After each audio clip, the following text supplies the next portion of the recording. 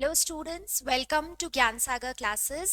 This is CS Harsha here. और आज से लेकर के हम लोग हमारा जो पेपर नंबर 2 है बिजनेस लॉज, उसके चैप्टर नंबर 2 स्टार्ट करेंगे। तो हम सबसे पहले सीक्वेंशियली अगर हम देखें तो हम चैप्टर नंबर 1 नहीं लेंगे, हम चैप्टर नंबर 2 स्टार्ट करने वाले हैं।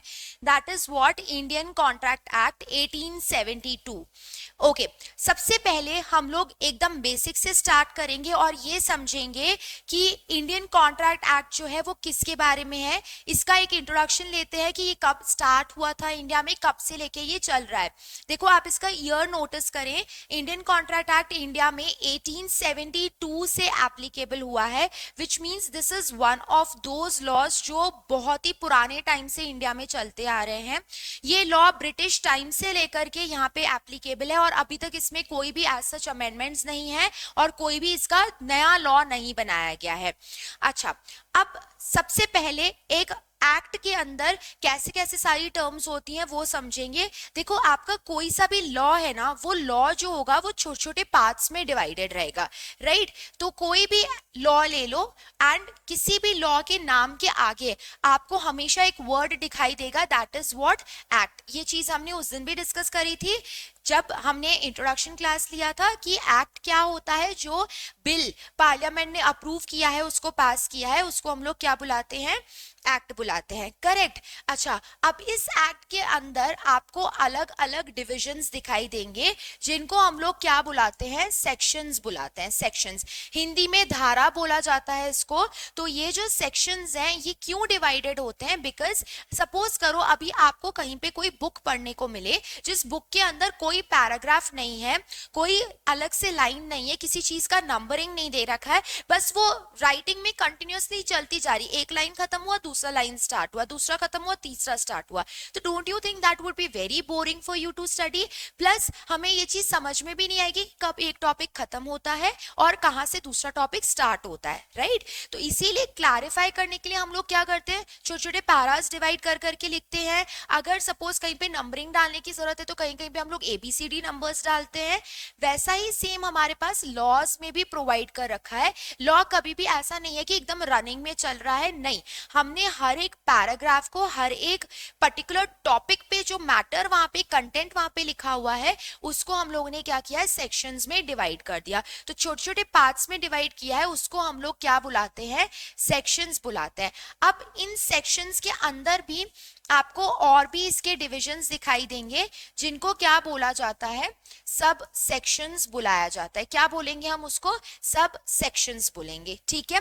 तो अभी के लिए तुम लोगों को ये जानना जरूरी है कि सेक्शंस क्या होता है और सब सेक्शंस क्या होता है। आई होप ये चीज क्लियरली अंडरस्टूड है। आगे बढ़ते हैं। अब ये जो इंडियन कॉन्ट्रैक्ट एक्ट है ना, बिफोर स्टार्टिंग की इंडियन कॉन्ट्रैक्ट एक्ट जो है वो क्या है, किसके बारे में डील करता है, एक बार थोड़ा सा ये देख लेते हैं कि इसके अंदर जो है हमें कितने सेक्शंस पढ़ने पड़ेंगे। देखो जब ये लॉ ओरिजिनली आया था ना, तब इस लॉ के अंदर हमारे पास टोटल 238 सेक्शंस थे। कितने सेक्शंस थे हमारे पास इसमें, टोटल 238 सेक्शंस थे, करेक्ट। तो अभी यहाँ पे हम लोगों को 238 सेक्शंस नहीं पढ़ने हैं, ऑफ कोर्स हमें कितने सेक्शंस पढ़ने हैं, बहुत कम पढ़ने हैं। बताती हूँ रीजन इसका क्यों। पहले आप इसमें लिखो, ये जो इंडियन कॉन्ट्रैक्ट एक्ट है, इस इंडियन कॉन्ट्रैक्ट एक्ट को हम लोग 3 पार्ट्स में डिवाइड कर देते हैं, पार्ट 1, पार्ट 2 एंड पार्ट 3। जो इसका पार्ट 1 है उसमें हम लोग काउंट करते हैं कौन से सेक्शंस, सेक्शंस 1 से लेकर के 75। पार्ट 1 के अंदर कितने सेक्शंस कवर्ड है, यहाँ पे 1 से लेके 75 तक सेक्शंस कवर्ड है, फाइन। उसके बाद एक हमारे पास इसमें सेकंड पार्ट आएगा और दूसरा थर्ड पार्ट आएगा, part 2 and part 3, correct. Part 3 के अंदर वी हैव सेक्शंस 124 से लेकर के 238 तक। ये सेक्शंस हमारे पास किस में दे रखे हैं, पार्ट 3 के अंदर। अब तुम लोग ये सोच रहे होंगे ना कि क्यों मैंने यहाँ पे पार्ट 2 के सेक्शंस नहीं लिखे हैं।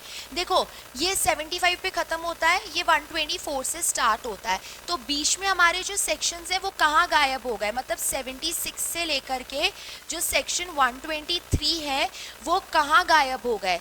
एक्चुअल में ये सेक्शंस इस कॉन्ट्रैक्ट एक्ट से क्या हो चुके हैं, डिलीट हो चुके हैं। ओके, अंडरस्टैंड, ये सेक्शंस क्या हो गए, यहाँ से कॉन्ट्रैक्ट एक्ट से डिलीट हो चुके हैं। डिलीट हो गए तो फिर ये कहाँ चले गए हैं, अभी ये इनको लेकर के हमने एक नया लॉ बना दिया। They have deleted from here and इसके ऊपर हम लोगों ने क्या कर दिया, नया लॉ फ्रेम कर दिया। New law has been framed.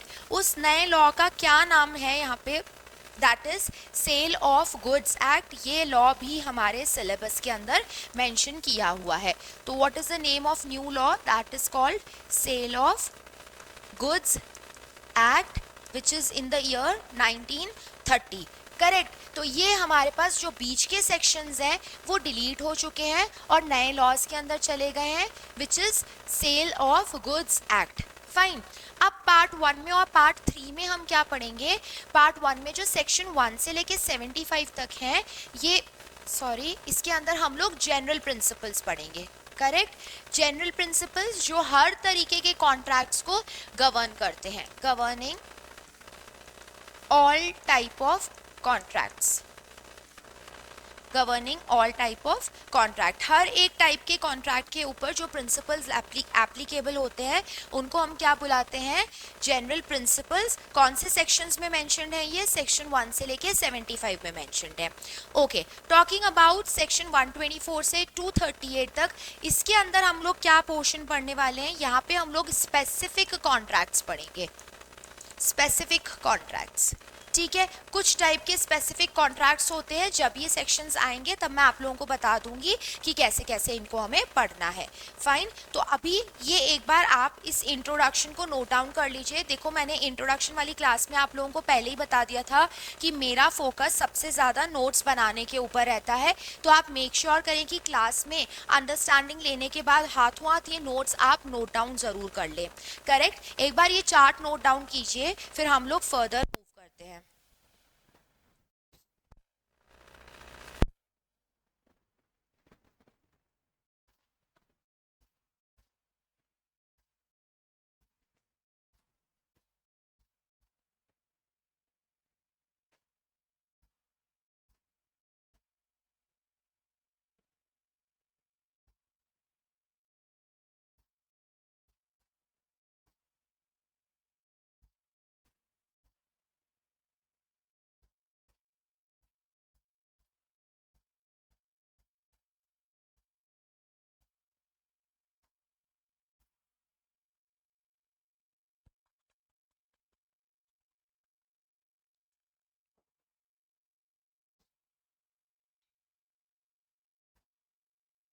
Okay, noted.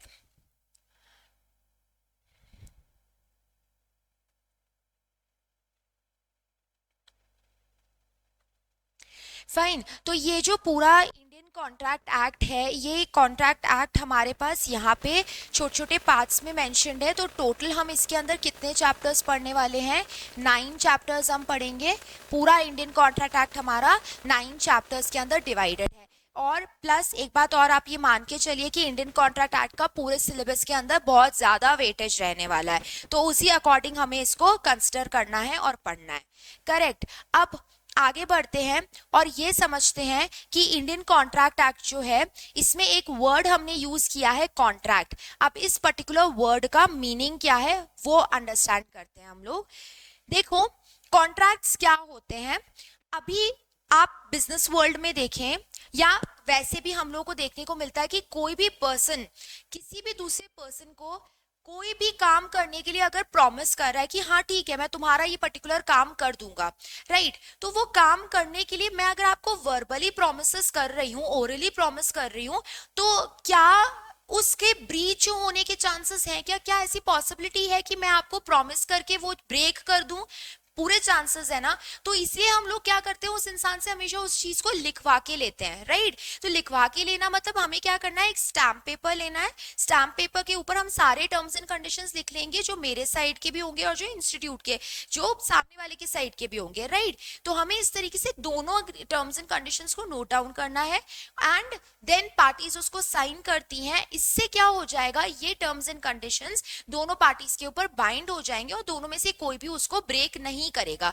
तो आप ऐसा बोल सकते हो कि कॉन्ट्रैक्ट क्या है, बेसिकली एक डॉक्यूमेंट है जो वैलिडिटी प्रोवाइड कर रहा है आपकी टर्म्स एंड कंडीशंस को। अगर दोनों में से किसी भी पार्टी ने कभी भी उसको ब्रेक किया तो क्या हो जाएगा, दूसरी पार्टी का स्यू करने का राइट क्रिएट हो जाएगा, प्लस एक चीज और, उसके ऊपर पेनल्टीज इंपोज हो सकती हैं, कॉम्पनसेशन देने के ऑर्डर्स भी इशू हो सकते हैं। अब समझते हैं कॉन्ट्रैक्ट क्या होता है। ये तो लेमैन के लैंग्वेज में अभी हमने देखा। देखो एक एग्जाम्पल से समझो इसको। फॉर एग्जाम्पल एक पर्सन है mister A, and mister A जो है वो बी को ऑफर करता है कि क्या आप मेरी कार खरीदोगे। करेक्ट। तो ये इसको किस चीज का ऑफर दे रहा है, ये इसको ऑफर दे रहा है टू बाय हिज कार। ठीक है। अच्छा, इसने कहा कि ये कार आप मेरी खरीदोगे क्या। करेक्ट। तो आप बी ने ए से पूछा कि भाई तुम अपनी कार मुझे सेल करना चाह रहे हो, आप बताओ आप कितने प्राइस पे सेल करना चाहते हो इसको, क्या प्राइस है जिस पे आप सेल करोगे। तो इसने कहा कि प्राइस जो है कार का वो रहेगा 3 लाख रुपीस। ठीक है। ए ने बी को ऑफर दिया। अब बी जो है अगर वो इसकी कार खरीदना चाहता है, मतलब वो चेक वेक कर लेगा आकर के एक बार कौन सा मॉडल है, कौन सी कंडीशन में कार है, सही चल रही है नहीं चल रही है, ये सब चीज चेक करने के बाद वो क्या करेगा, बी ए के ऑफर को एक्सेप्ट कर लेगा। करेक्ट। तो बी अपना क्या प्रोवाइड करेगा, ए को एक्सेप्टेंस प्रोवाइड करेगा। ठीक है, एक्सेप्टेंस प्रोवाइड करेगा, कंसेंट भी बोल सकते हो आप इसको। फाइन। तो बी ए को एक्सेप्टेंस दे रहा है कि ठीक है मैं अग्री करता हूं कि मैं आपकी इस कार को खरीदूंगा, लेकिन बी को ये 3 लाख रुपए इस कार के सही नहीं लग रहे हैं। तो बी ने थोड़ा सा बार्गेनिंग करने की कोशिश करी, और दोनों में जब बार्गेनिंग हुआ तो फाइनल प्राइस जो डिसाइड हुआ ना वो क्या हुआ, 2 लाख रुपीस डिसाइड हुआ। करेक्ट। तो इसका प्राइस जो बी ने कोट किया वो क्या कोट किया, price that was quoted by b was 2 lakhs, and a agree भी कर गया कि ठीक है 2 लाख रुपए में मैं ये कार भी सेल कर देता हूं आपको। अब देखो यहाँ पे इसने ऑफर किया, इसने अपना एक्सेप्टेंस दे दिया। आप एक्सेप्टेंस को क्या बोलोगे, असेंट बोलोगे। क्या बोलेंगे हम यहाँ पे, एक्सेप्टेंस को असेंट बोलेंगे। फाइन। इसने अपना इसको क्या दे दिया, एक्सेप्टेंस या असेंट दे दिया। नाउ यहाँ पे ये ऑफर आ गया, एक्सेप्टेंस आ गया, ये क्या बन गया, ये एक प्रॉमिस बन गया। करेक्ट। अब ए जो है वो फ्यूचर में क्या करेगा, बी को अपनी कार डिलीवर करेगा और बी इसको पैसे पे कर देगा। करेक्ट। अच्छा, ये तो हो गया आपका ऑफर एक्सेप्टेंस, दोनों के बीच में ये क्या बन गया, प्रॉमिस बन गया। ओके, मैं एक इसके पीछे आपको फॉर्मूला टाइप का याद करवा रही हूं, आप वो लिख लो, उससे आपको इजीली ये चीजें समझ आ जाएंगी। ऑफर है, अगर ऑफर एक्सेप्ट हो गया आपका, असेंट आ गई उस ऑफर के ऊपर, ऑफर प्लस एक्सेप्टेंस, ये हमारा क्या बन जाता है, प्रॉमिस बन जाता है। ठीक है। तो अभी ए और बी में क्या हुआ था, प्रॉमिस एंटर हुआ था। फाइन। लेकिन अब इस प्रॉमिस के अंदर क्या होना चाहिए, एक और कंपोनेंट होना चाहिए विच इज कॉल्ड कंसिडरेशन। तो अगर प्रॉमिस है प्लस कंसिडरेशन है, प्रॉमिस प्लस कंसिडरेशन, अब कंसिडरेशन यहाँ पे क्या होगा, कंसिडरेशन जो कार के पीछे प्राइस बी को पे करना है, यानी ये 2 लाख रुपए जो बी पे करेगा, ये क्या कहलाएगा, ये कंसिडरेशन कहलाएगा। ठीक है। यानी कि समथिंग इन रिटर्न, अगर मैं आपके लिए कुछ कर रही हूं तो उसके बदले आपकी भी ड्यूटी बनती है कि इन रिटर्न मेरे को आप कुछ ना कुछ काम करके दोगे या फिर आप कोई ना कोई अमाउंट पे करोगे मुझे। Right. That is called what, consideration. तो हमने अभी फॉर्मूला क्या लिखा कि ऑफर और एक्सेप्टेंस मिलकर के क्या बन जाता है, प्रॉमिस बन जाता है, और सारे प्रॉमिसेस जो एक दूसरे के लिए क्या फॉर्म करेंगे, कंसिडरेशन फॉर्म करेंगे। यानी कि प्रॉमिस जो है उसमें अगर कंसिडरेशन का एलिमेंट ऐड हो जाएगा तो ये हमारे लिए क्या बन जाता है, ये हमारे लिए बन गया अग्रीमेंट। ठीक है। This is called as agreement. Fine. अब ये एग्रीमेंट ही है, ये अभी भी कॉन्ट्रैक्ट नहीं बना है। क्यों नहीं बना है, क्योंकि एक फीचर हम लोग अग्रीमेंट में और ऐड करेंगे, और वो कौन सा फीचर ऐड होता है इसमें, लीगल एनफोर्सिएबिलिटी। क्या बोलते हैं उसको, लीगल एनफोर्सिएबिलिटी बुलाएंगे। ठीक है, अग्रीमेंट के अंदर जब लीगल एनफोर्सिएबिलिटी ऐड हो जाती है तो ये क्या बनता है, कॉन्ट्रैक्ट बनता है, then it becomes a contract. तो फाइनली अब हम लोगों ने ये पूरा टॉपिक समझते समझते ये तो जान लिया कि कॉन्ट्रैक्ट जो है वो अलग चीज है एंड एग्रीमेंट जो है वो अलग चीज होती है।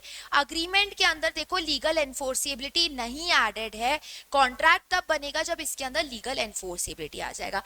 अब समझते हैं लीगल एनफोर्सिबिलिटी क्या होती है, बिकॉज हम लोग कई देर से यही टर्म डिस्कस कर रहे हैं। लीगल एनफोर्सिबिलिटी का मतलब क्या है कि पार्टीज के कोई ना कोई इन चीजों के ऊपर राइट्स क्रिएट हो रहे हैं, ऑब्लिगेशन क्रिएट हो रहे हैं। क्या बोला अभी मैंने कहा लीगल एनफोर्सिबिलिटी, राइट।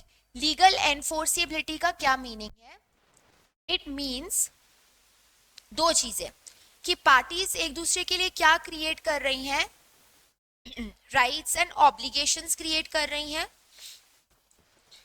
और दूसरी चीज क्या है कि पार्टीज का राइट टू स्यू अराइज हो रहा है। कौन सा राइट अराइज हो रहा है, आपका राइट टू स्यू अराइज हो रहा है यहाँ पे, तब हम इसको क्या बुलाएंगे, लीगल एनफोर्सिएबिलिटी बुलाएंगे। अच्छा, अब देखो राइट्स एंड ऑब्लिगेशंस कैसे होती हैं, ये वाला एग्जाम्पल ले लो वापस से। यहाँ पे आप मुझे ये चीज बताओ कि ए का और बी का दोनों में से किसका क्या राइट बनता है और किसकी क्या ऑब्लिगेशन बनती है, या दोनों के राइट ऑब्लिगेशंस हैं। सोचो एक बार, क्या दोनों पार्टी के राइट्स एंड ऑब्लिगेशंस हैं या सिर्फ एक का राइट है एक का ऑब्लिगेशन है। दोनों पार्टीज के राइट्स एंड ऑब्लिगेशंस हैं। Do you agree with this? कैसे, मैं आपको बताती हूँ। अभी यहाँ पे इन दोनों ने ये सब डिसाइड कर लिया, प्रॉमिस हो चुका है, कंसिडरेशन डिसाइड हो चुका है। जैसे ही प्रॉमिस प्लस कंसिडरेशन हो जाएगा वैसे ही क्या बन जाएगा, वो अग्रीमेंट बन जाएगा, करेक्ट। अच्छा, यहाँ पे ए जो है उसका राइट क्या बनता है, सबसे पहले आप वो बताओ। मैं ए की बात कर रही हूँ और बी की बात कर रही हूँ। ए का राइट क्या होता है और ऑब्लिगेशंस क्या होती हैं, दोनों लिख लेते हैं एक टेबल बना करके। व्हाट डू यू थिंक, ए का राइट क्या है? अगर ए बी को कार डिलीवर कर देता है तो बदले में पैसे लेने का अधिकार ए का है या नहीं है? है ना। तो ए का राइट क्या हुआ, टू रिसीव मनी, करेक्ट। ये राइट है या नहीं है ए का? फाइन। और बी का राइट क्या है? अगर तुमने प्रॉमिस किया है और मुझे ऑफर दिया था गाड़ी खरीदने का, तो बी का यहाँ पे राइट है कार रिसीव करने का ना। तो यहाँ पे बी का राइट क्या हो गया, टू रिसीव द कार। ठीक है, ये क्लियर है। अच्छा, ऑब्लिगेशन, ऑब्लिगेशन का मतलब क्या होता है, जो चीज आपकी ड्यूटी है ना। तो यहाँ पे ए का क्या ड्यूटी बनता है, कार डिलीवर करना उसकी ड्यूटी है, क्योंकि अगर तुमने प्रॉमिस किया है कि मैं ये कार तुम्हें सेल करूंगा तो फिर आपकी ड्यूटी बनती है कि you should be selling the car. तो ऑब्लिगेशन में हम क्या लिखेंगे, to deliver the car, right. और बी का ऑब्लिगेशन क्या है, पैसों का पेमेंट करना। तो बी के ऑब्लिगेशन में मैं क्या लिख देती हूं, टू मेक पेमेंट। फाइन। इस तरीके से आप ये देखो, दोनों पार्टीज का कोई ना कोई राइट भी क्रिएट हो रहा है और कोई ना कोई ऑब्लिगेशन भी उनका अराइज हो रहा है। अब ये पूरा सिचुएशन जहां अराइज होता है ना, यानी दोनों तरफ से दोनों पार्टी के राइट्स भी क्रिएट हो रहे हैं और दोनों पार्टीज के क्या हो रहे हैं, ऑब्लिगेशंस भी क्रिएट हो रहे हैं। तो ऐसे इसको क्या बुलाया जाता है, इस पूरे सीन को हम लीगल एनफोर्सिएबिलिटी बुलाते हैं। ठीक है, तो यहाँ पे हम लोगों ने एक चीज तो क्या देखा, rights and obligations. Rights and obligations दोनों पार्टीज के लिए अराइज होती हैं, correct. It arises on part of both the parties. अब बात करते हैं राइट टू स्यू करने की। अच्छा, अब अगर इस एग्जाम्पल के हिसाब से सपोज करो ए ने मनी तो रिसीव कर लिया लेकिन ये कार डिलीवर नहीं करा बी को, तो क्या बी इसके ऊपर केस फाइल कर सकता है क्या? मुझे बताओ, बी को यहाँ पे कुछ रेमेडी मिलेगा या नहीं मिलेगा? मिलना चाहिए ना। अगर इसने अपना राइट तो ले लिया, ऑब्लिगेशन फुलफिल नहीं करी, तो ऐसी सिचुएशन में ए जो है उसको स्यू किया जा सकता है। स्यू करने का अधिकार किसका है? बी का अधिकार है, राइट। सिमिलरली अगर बी ने गाड़ी तो ले ली ए से, लेकिन वो बदले में पेमेंट नहीं कर रहा है, अपना ऑब्लिगेशन फुलफिल नहीं कर रहा है, तो क्या ऐसी सिचुएशन में ए बी को स्यू कर सकता है क्या? पैसों के लिए, पेमेंट करने के लिए स्यू कर सकता है इसको? बिल्कुल कर सकता है, आंसर इज यस। तो तुम देखो, ऐसा नहीं है कि किसी एक पार्टी का स्यू करने का राइट अराइज हो रहा है, स्यू करने का राइट दोनों ही पार्टीज का अराइज हो रहा है। अगर आप अपने राइट्स को तो अवेल कर लेते हो लेकिन अपनी ऑब्लिगेशंस नहीं फुलफिल करते हो, तो ऐसी सिचुएशन में अदर पार्टी आपको स्यू कर सकती है। फाइन, तो ये देखो हमने यहाँ पे एक देख लिया राइट्स एंड ऑब्लिगेशंस, और दूसरा हमने देख लिया right to sue. Right to sue करने का मतलब क्या होता है? Sue means to file a case ना, तो यहाँ पे ये क्या कर सकती हैं? एक केस फाइल कर सकती हैं आपके ऊपर, या हम लीगल लैंग्वेज में बोलेंगे इसको तो हम क्या लिखेंगे? Right to file a suite.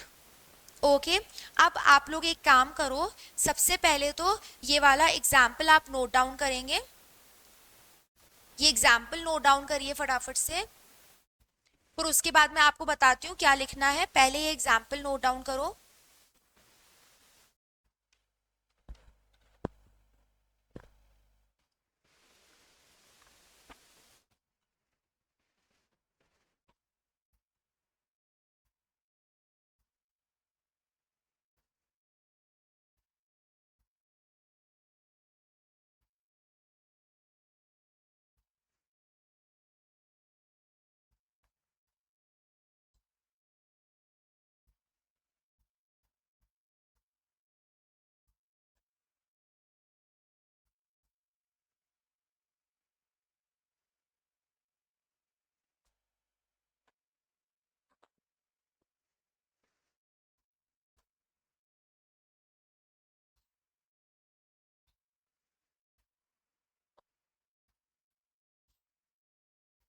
हो गया, नोटिंग हो गया। अब ये एग्जाम्पल नोट करने के बाद आप इसमें क्या लिखोगे? ये पूरा चार्ट प्रिपेयर करो सो दैट आपको समझ में आए कि क्या होता है अग्रीमेंट और क्या होता है कॉन्ट्रैक्ट, और ये लीगल एनफोर्सेबिलिटी फिर हम बाद में लिखेंगे जब वो मैं चार्ट बनाऊंगी। एक बार पहले इसको लिखो, नोट डाउन करो।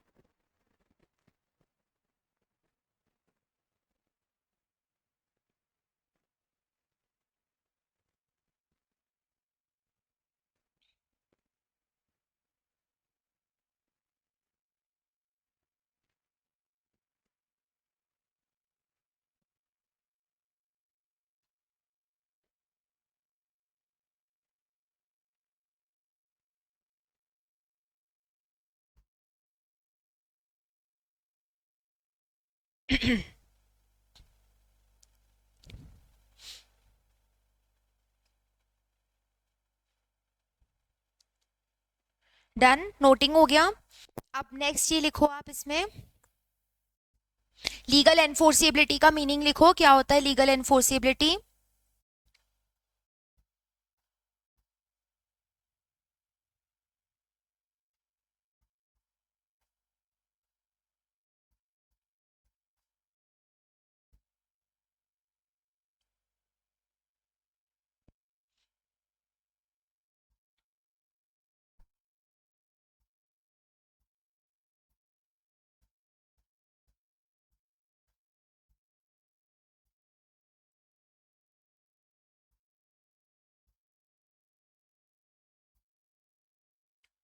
डन। राइट्स एंड ऑब्लिगेशंस का ये पर्टिकुलर मीनिंग निकलता है, ये लिख लीजिए। फिर उसके बाद हम लोग इसमें प्रॉपर डेफिनेशंस लिखेंगे।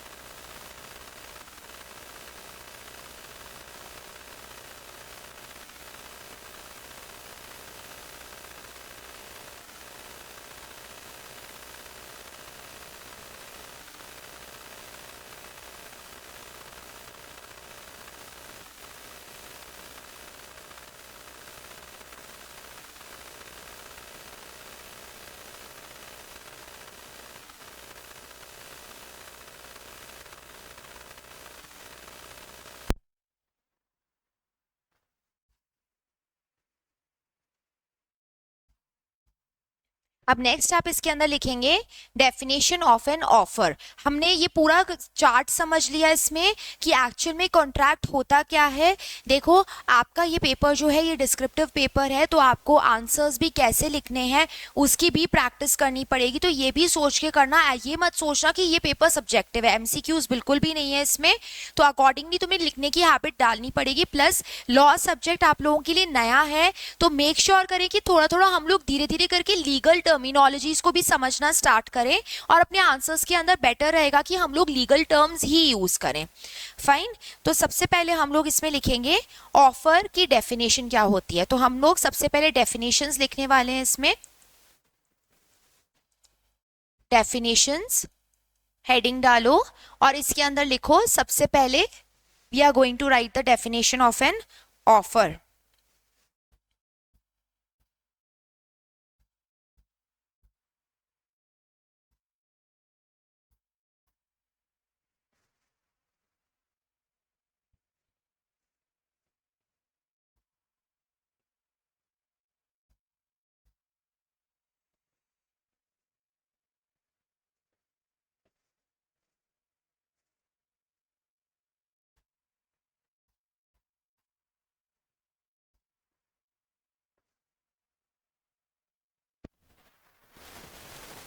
सेक्शन नंबर लिखेंगे यहाँ पे as per section, as per section 2A of Indian Contract Act 1872, offer is defined as, offer is defined as. अब डेफिनेशन बड़ी है तो मैं इसको छोटे छोटे पार्ट्स में ब्रेक कर रही हूं। Offer is defined as when one person signifies to another। क्या सिग्निफाई कर रहा है वो अनदर पर्सन को?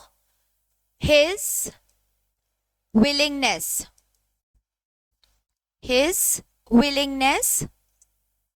to do or to abstain from doing, to do or to abstain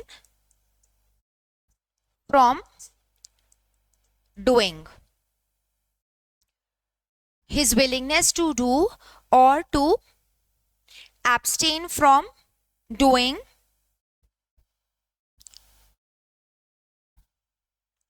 something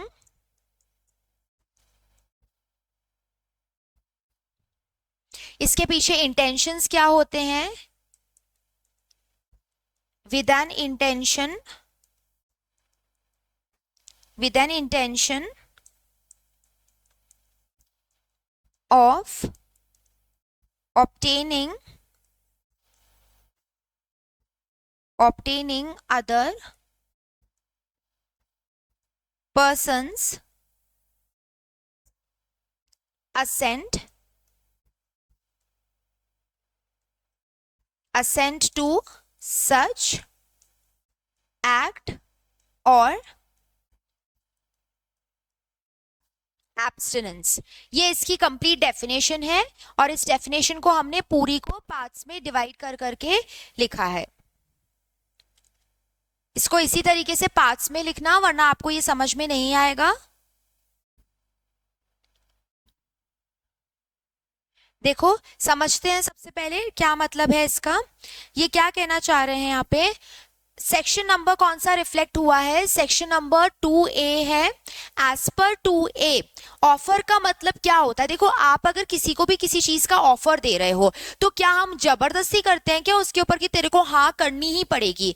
मुझे बताओ, क्या हम फोर्सफुल मैनर में किसी और के ऊपर अपना ऑफर थोप नहीं रहे हैं ना हम उसके ऊपर। हम क्या कर रहे हैं? हम सिर्फ ये चाहते हैं कि वो अपना यस या नो हमें बता दे। करेक्ट। तो consent is important here, right.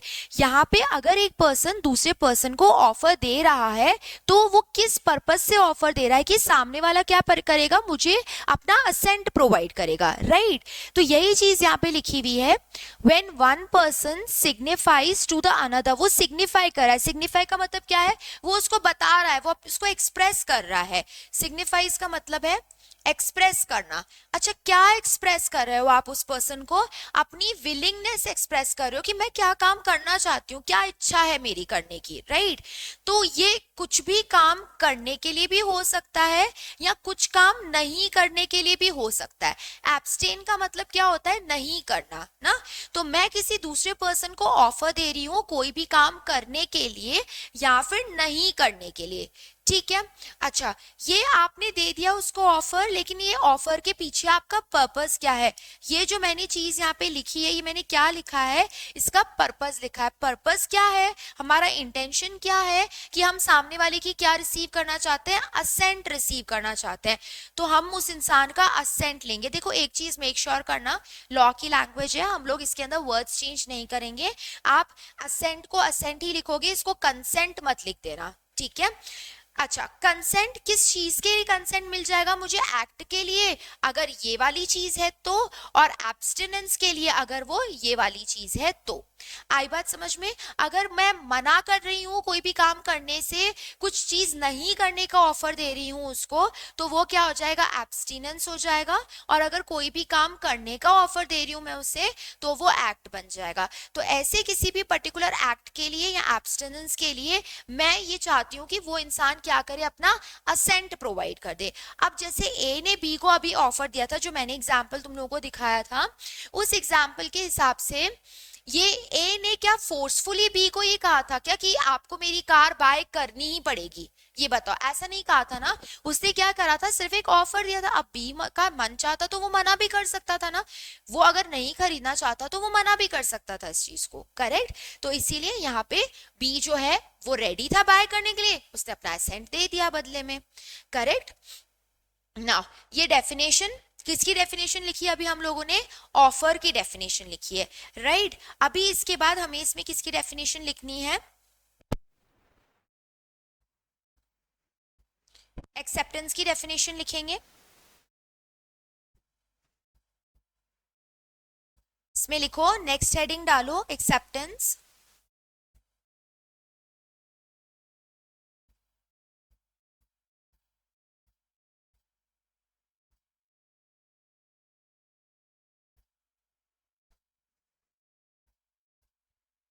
Second हम लोग डेफिनेशन लिखेंगे।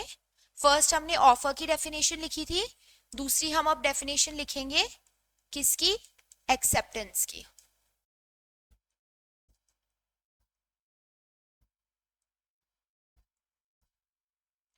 ठीक है, ये हो गया आपका as per section 2B।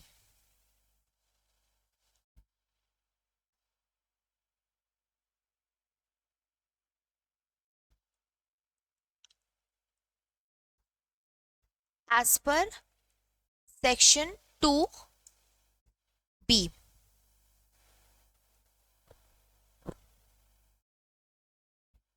when the person to whom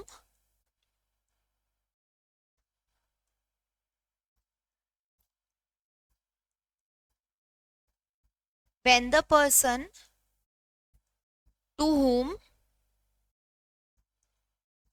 the proposal is made, offer का ही दूसरा नाम क्या होता है, प्रपोजल होता है। To whom proposal is made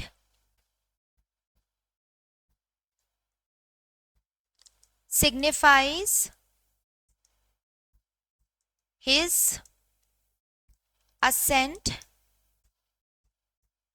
thereto, signifies his assent thereto।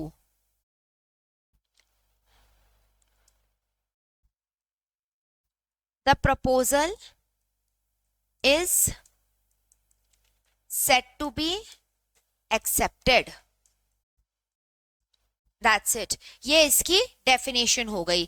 तो क्या बोलना चाह रहे हैं ये इसके अंदर, ये कह रहे हैं कि एक्सेप्टेंस का क्या मतलब हुआ, जब भी कोई पर्सन जिसको हमने क्या किया था, प्रपोजल दिया था, यानी कि जैसे ए ने बी को प्रपोजल दिया था ना, ऑफर दिया था, तो अभी बी क्या करेगा, अपना एक्सेप्टेंस देगा। तो यानी ऐसा इंसान, जिस इंसान को हमने क्या दिया था, प्रपोजल दिया था। प्रपोजल का मतलब क्या होता है, ऑफर होता है।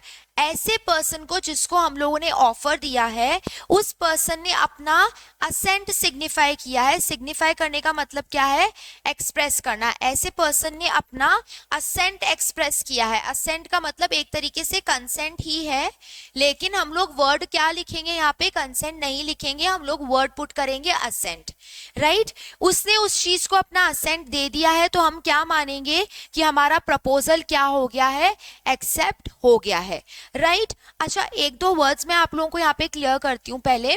जैसे यहाँ पे ए ने बी को ऑफर दिया था, तो ए को हम लोग क्या बुलाएंगे, इसको हम लोग ऑफरर बुलाएंगे, और बी क्या कहलाएगा, बी ऑफरी कहलाएगा।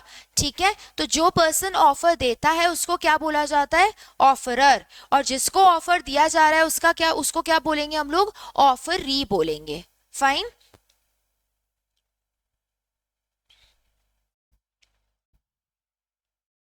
ये एक्सेप्टेंस की डेफिनेशन हो गई, इसको नोट डाउन करें फटाफट।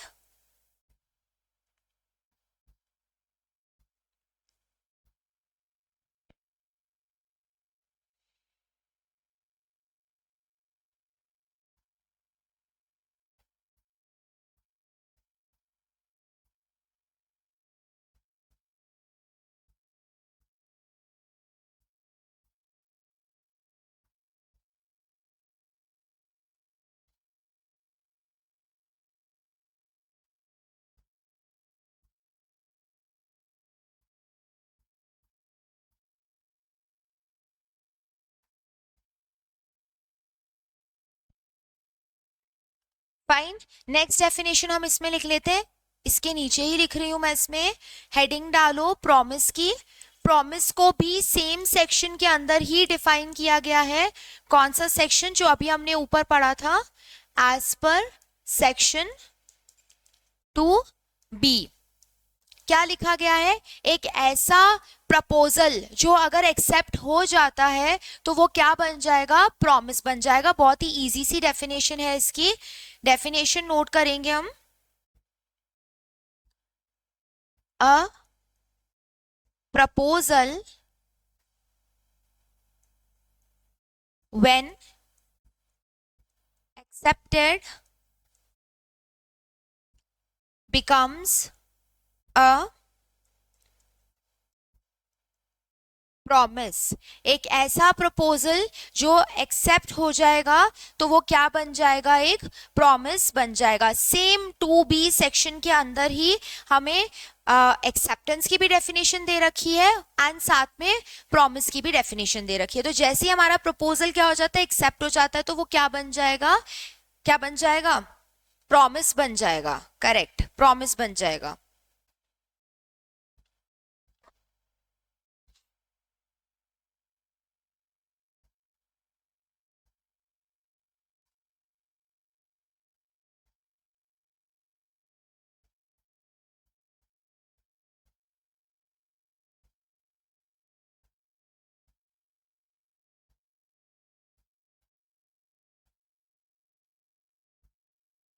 फाइन, तो अभी तक हम लोगों ने ये 3 डेफिनेशंस लिख ली, and as per these definitions हमें एक चीज तो समझ में आ गई कि अगर मुझे ये लिखना पड़े कि प्रॉमिस क्या होता है, तो इस तरीके से भी तुम इस चीज को याद रख सकते हो।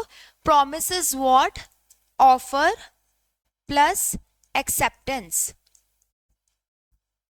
ऑफर प्लस एक्सेप्टेंस क्या बन जाएगा, प्रॉमिस बन जाएगा। इसको ऐसे याद रखेंगे तो ये कभी भी नहीं भूलोगे। Offer plus acceptance is what? A promise.